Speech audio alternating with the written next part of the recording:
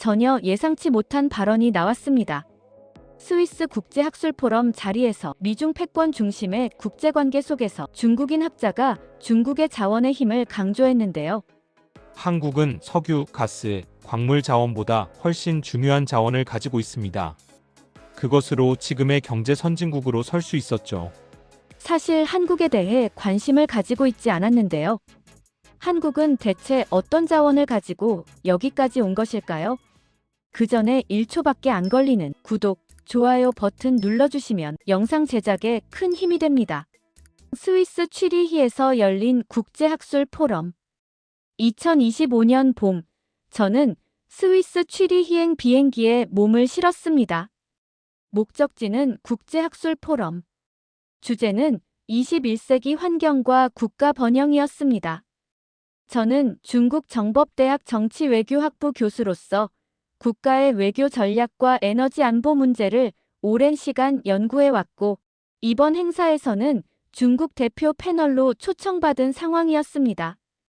포럼이 열리는 장소는 취리히 대학 인근의 국제회의센터로 유럽의 맑고 차가운 공기 속에서 전 세계의 학자들과 정책 결정자들이 모여드는 광경은 그 자체로 인상적이었습니다. 저는 행사장에서 배포된 참가자 명단을 훑으며 주요 패널들을 확인했습니다. 미국 측 대표로는 하버드 출신의 국제정책 전문가 제임스 롤러 교수가 배정되어 있었고, 한국 측에서는 국제해양전략연구원이라는 다소 생소한 기관 소속의 임동진 박사라는 인물이 눈에 띄었습니다.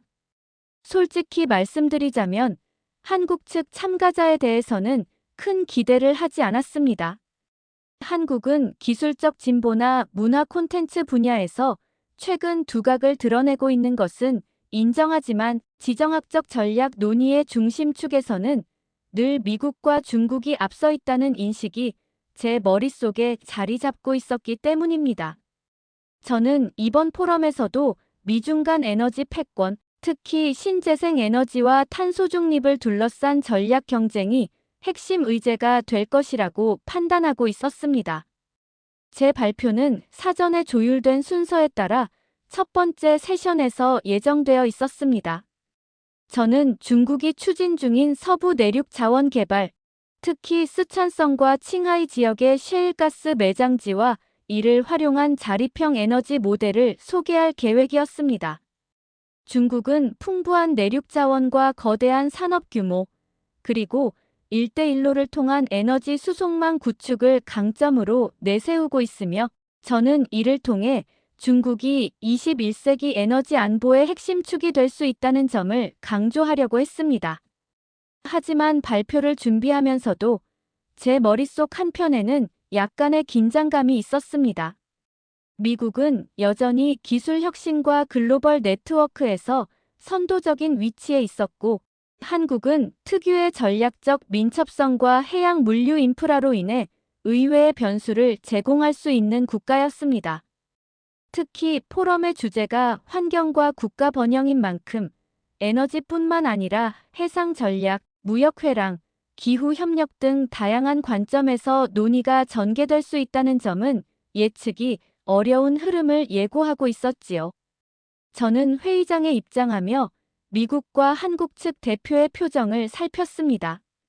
롤러 교수는 역시 노련한 전략가답게 침착하고 이성적인 태도를 유지하고 있었고, 임동진 박사는 조용하고 차분한 인상이었지만 뭔가 준비된 듯한 눈빛이 인상 깊었습니다.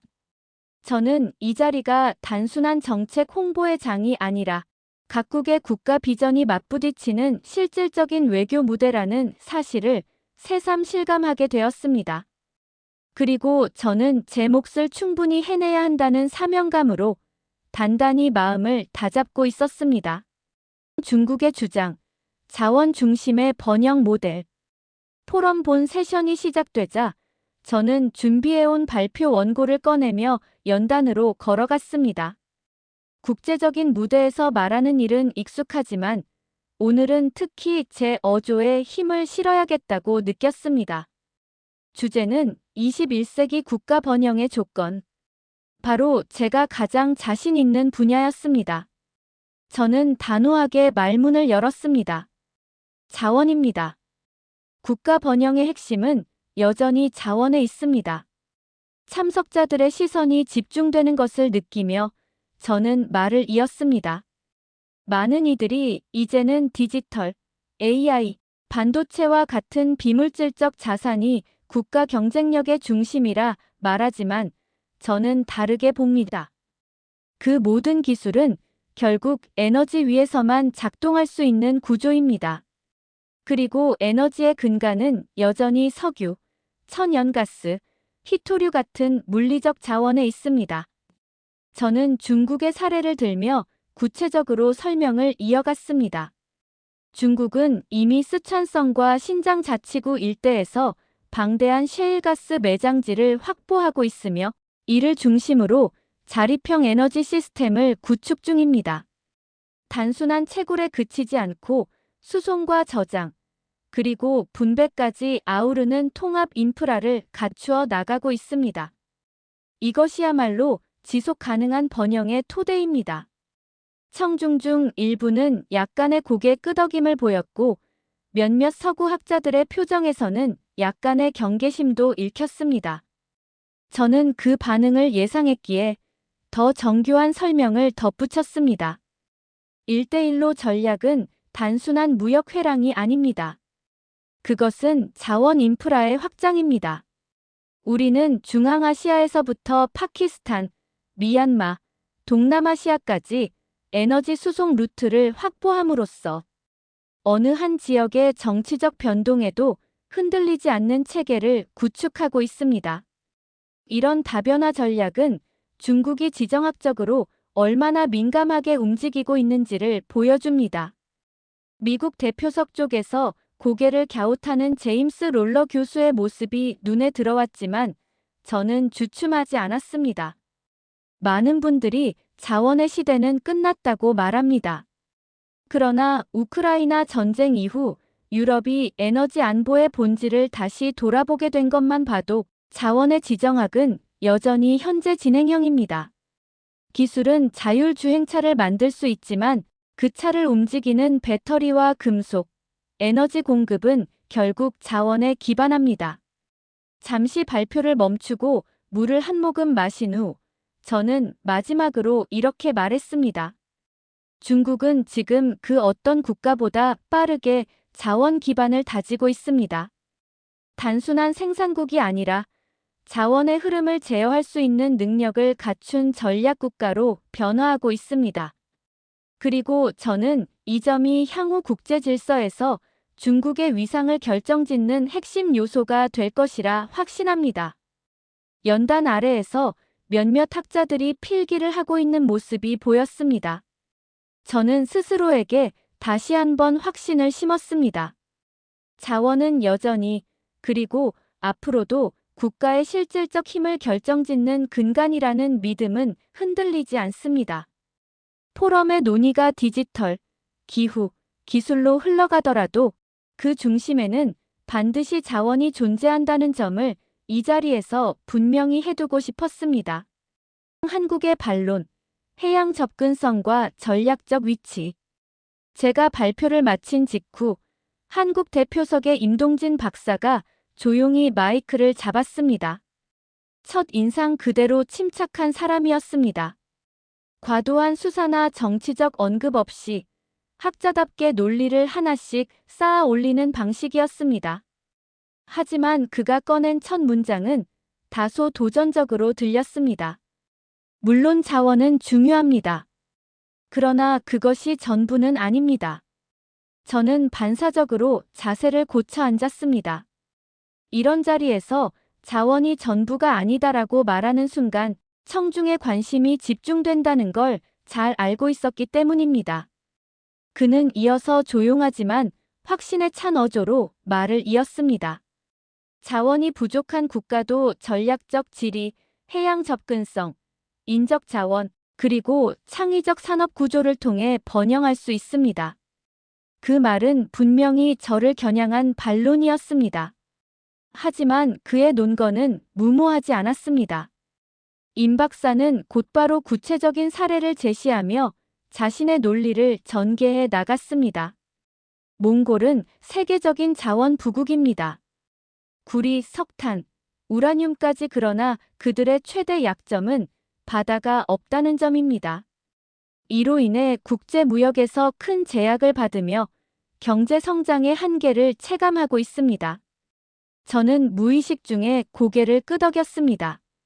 몽골이 물류 루트를 위해 중국과 러시아에 의존하고 있다는 사실은 저도 잘 알고 있었기 때문입니다. 그는 곧바로 또 다른 사례를 들었습니다. 요르단은 1965년 사우디아라비아와의 영토 교환을 통해 유전이 있는 내륙 지역 일부를 포기하고 대신 해안선 19km를 확보했습니다. 그로 인해 아카바 항이 생겼고 이는 오늘날 요르단의 경제 생명선이 되었습니다. 그 말에 회의장 안에서 작은 술렁임이 일었습니다. 자원보다 해양 접근성이 더 전략적일 수 있다는 그의 주장이 점점 설득력을 얻고 있었기 때문입니다. 그는 마지막으로 러시아의 사례를 들며 이렇게 말했습니다. 러시아는 자원이 풍부한 나라입니다. 그러나 그들이 극동 지역, 특히 연해주를 확보하려 했던 이유는 단순한 영토 확장 때문이 아니었습니다. 부동항, 즉 얼지 않는 항구를 확보함으로써 태평양과의 연결 통로를 확보하려 한 것이었습니다. 그것은 단순한 교역의 차원을 넘어서 지정학적 기반을 확보하는 행위였던 것입니다. 그 순간 저는 문득 제 발표 내용이 상대적으로 정태적이었던 것이 아닌가 하는 생각이 들었습니다. 임 박사는 자원이 단순히 있는지 여부를 따지는 것이 아니라 그것을 어떻게 연결하고 어떻게 나르고 어떤 방식으로 글로벌 네트워크에 접속할 수 있는지에 초점을 맞추고 있었습니다. 그는 이어서 이렇게 말했습니다. 대한민국은 삼면이 바다입니다. 지리적으로는 사실상 섬나라에 가깝습니다. 그러나 우리는 그 바다를 무기로 삼았습니다. 무역항만, 조선산업, 해양물류망, 그리고 그것을 뒷받침하는 철강과 반도체 산업을 통해 우리가 살아남을 길을 개척했습니다. 그 발언에 일부 서구 청중들이 연신 메모를 하는 것이 보였습니다.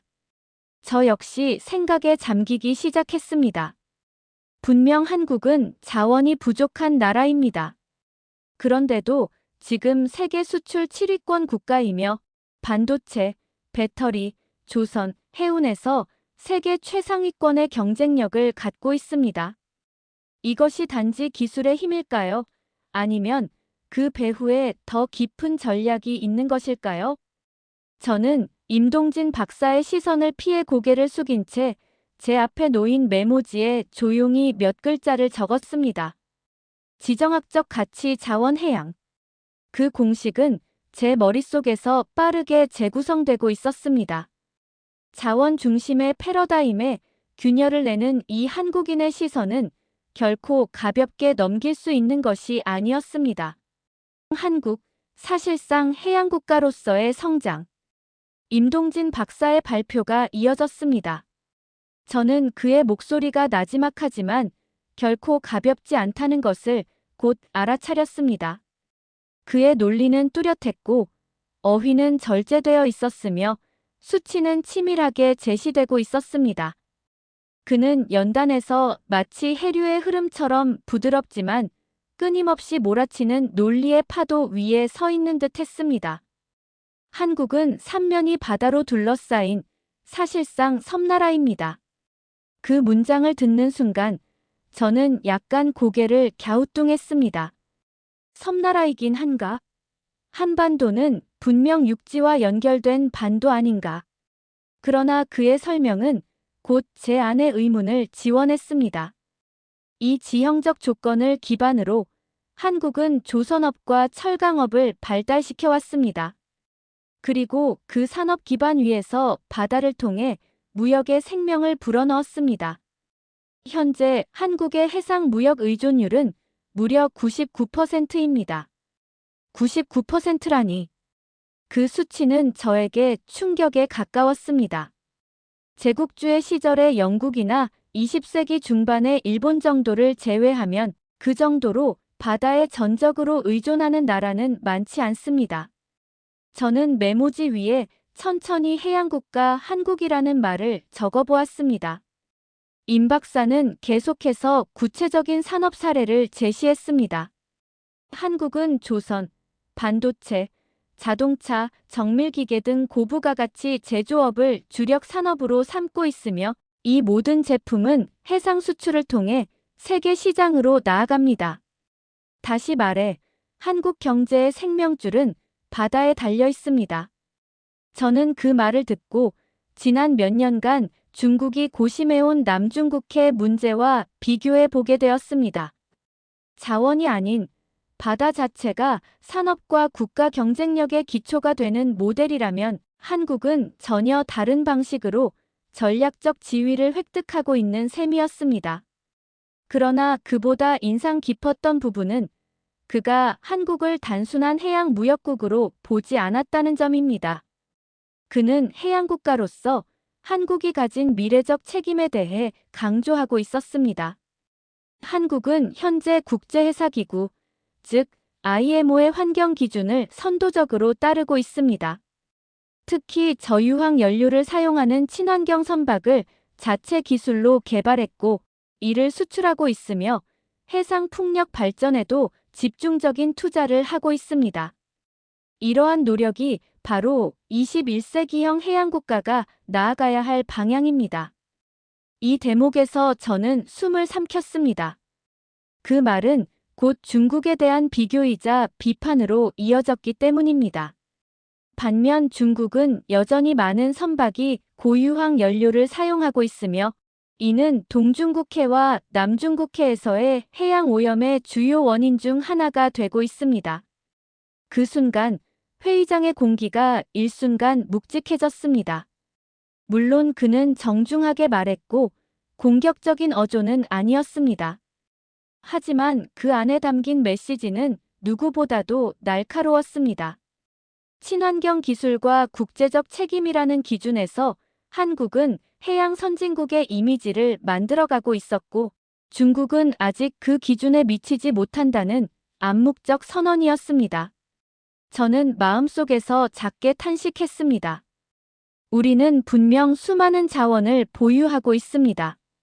그러나 바다를 어떻게 활용하느냐, 그리고 그 바다를 어떻게 지키느냐의 문제에 있어서는 한국이라는 이 작지만 단단한 국가가 점점 더 전략적 위치를 확보하고 있는 듯 보였습니다. 해양이라는 무대에서 한국은 단순히 수출을 하는 나라가 아니라 기준을 제시하는 나라로 자리를 옮기고 있는 것 같았습니다. 임동진 박사의 논리는 단순한 해운과 조선업의 기술 이야기가 아니었습니다. 그것은 한국가가 바다를 통해 세계와 연결되고 동시에 세계의 지속 가능성을 고려하는 방식으로 미래를 준비하는 문명 전략에 가까웠습니다. 저는 그제야 그가 말한 사실상 섬나라라는 표현의 진위를 온전히 이해하게 되었습니다. 그것은 지리의 문제가 아니라 생존 전략의 선언이었습니다. 미국의 중재, 해양의 중요성 재조명. 그 순간 회의장의 분위기가 약간 팽팽해졌음을 저는 느꼈습니다. 임동진 박사의 발언은 단순히 자원의 중요성에 대한 반론을 넘어 해양을 국가 발전의 핵심 축으로 삼고 있다는 자신감의 표출이기도 했습니다. 사실 제 입장에서는 다소 도발적으로 들릴 수도 있는 이야기였지요.